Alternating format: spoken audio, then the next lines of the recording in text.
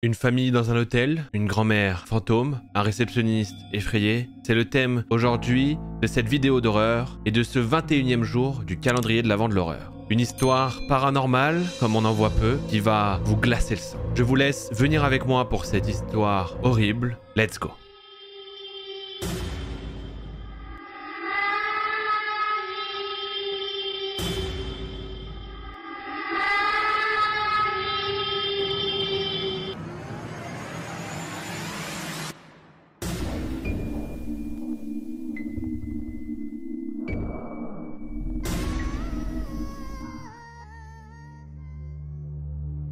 Cette histoire, c'est l'histoire de Quentin et il nous explique qu'il travaille dans le tourisme en tant que réceptionniste dans un hôtel de luxe. Il explique que toutes les personnes qui travaillent dans l'hôtellerie, etc. connaissent ce phénomène, mais que pendant les grosses périodes, donc la haute saison, il y a beaucoup de monde, etc. Donc il est un peu débordé. Un jour, alors qu'il est en train d'enregistrer des personnes, il voit une famille de 5 qui rentre juste derrière. Donc il se dépêche de terminer les personnes avec qui il est pour pouvoir aider directement cette famille qui est juste derrière. Quand il dit famille de 5, il nous explique qu'on doit penser que c'est 3 enfants et les 2 parents, mais en fait non, c'est 2 enfants, une grand-mère et les parents. La grand-mère doit sûrement être la mère du père ou de la mère.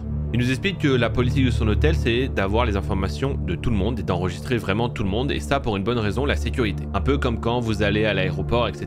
et qu'il demande les informations précises de tout le monde pour une question de sécurité et d'enregistrement. Donc quand la famille arrive au comptoir, il leur dit simplement qu'il a besoin des informations de tout le monde. Ce à quoi l'homme répond, bien sûr, pas de problème. Il remplit sa feuille, etc.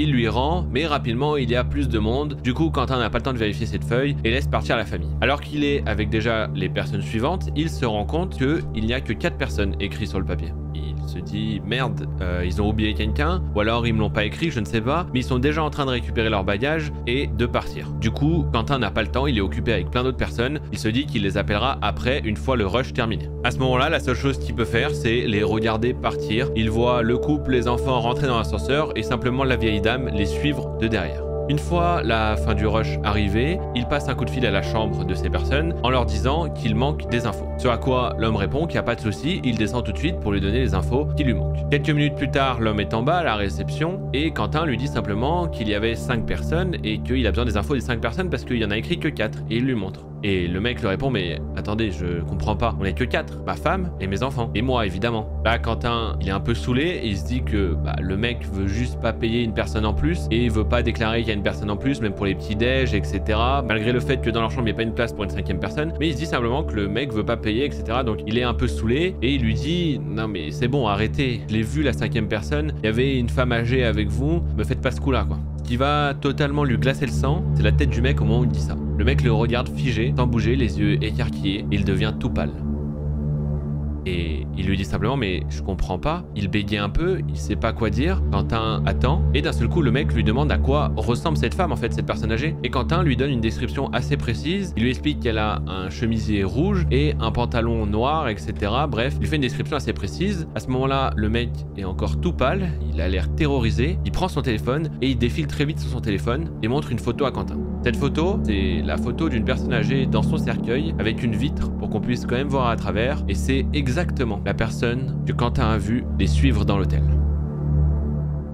Imaginez le choc de Quentin à ce moment-là. Mais il y a une autre question que je me pose, c'est à quel moment tu prends une photo avec ton téléphone d'une personne dans un cercueil? Je casse un peu l'histoire, mais quand j'ai lu ça, je me suis dit c'est un peu chelou quand même. Je sais pas, vous me direz si vous avez déjà pris des photos des gens. C'est très bizarre comme question. Je vais sûrement remémorer des mauvais souvenirs des personnes, désolé. Mais à mon avis, ça me semble pas tout à fait normal de prendre une photo de quelqu'un mort dans son cercueil. Mais bon, après...